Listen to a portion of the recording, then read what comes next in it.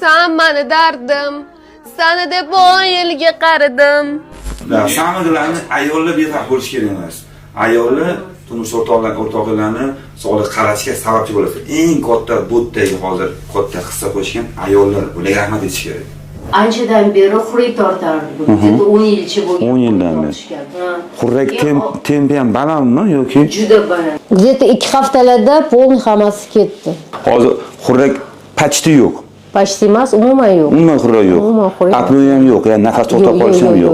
Yo'q. Slava Bogu, alhamdulillah. Xurrak salga yotsa ham, mana televizor ko'rganda ham xurrak kelardi. Kechasi uxlaganda shunchalik uyg'otsangiz yonboshlab yotsin deysiz-ku, yonboshlab yotsa ham bar xurrak tortardi. Nafas olish to'xtirdi. To есть apnoe holati bo'lardi. Даже hazillashardim u bilan. To'xtab tur, men birinchi uxlab olay, keyin sen uxla. Bo'lmasa men uxlamayman dedi. Bo'lmasa men uxlamayman derdim. Qattiq bezovta bo'lardim-da o'zim ham. Ancha yurardi. Pasdan boshim og'riydi derdi. Keyin internetga kirdim, ijtimoiy tarmoqlarga. Men shu klinikani topdim.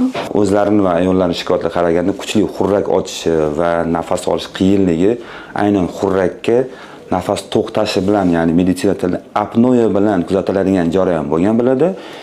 Tekshirganimizda burun to'sig'i keskin qiyshiqligi aniqlangan va yumshoq tanglarning osilishi kuzatilgan. Mana ko'ryapsiz, burun to'sig'i tekis, ozgina ko'rkalari bor.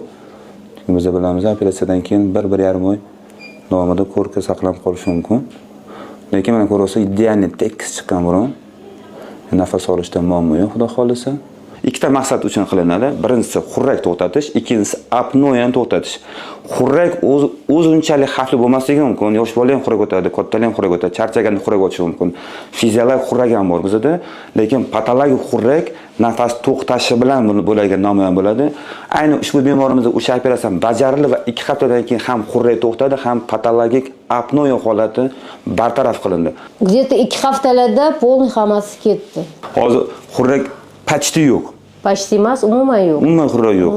Apnoe ham yo'q, ya'ni nafas to'xtab qolish ham yo'q. Slava Bogu, alhamdulillah. Mana azizlar, natijani ko'rdinglar, xurrakka qanaqa davolashi. Avvalambor xurrakka birinchi qilinadigan jarayon bu diagnostika. Diagnostika juda ham muhim, chunki xurrakka markaziy turi ham bor. Biz periferik turini davolaymiz va qayerda nima uchun xurrak otilyapti.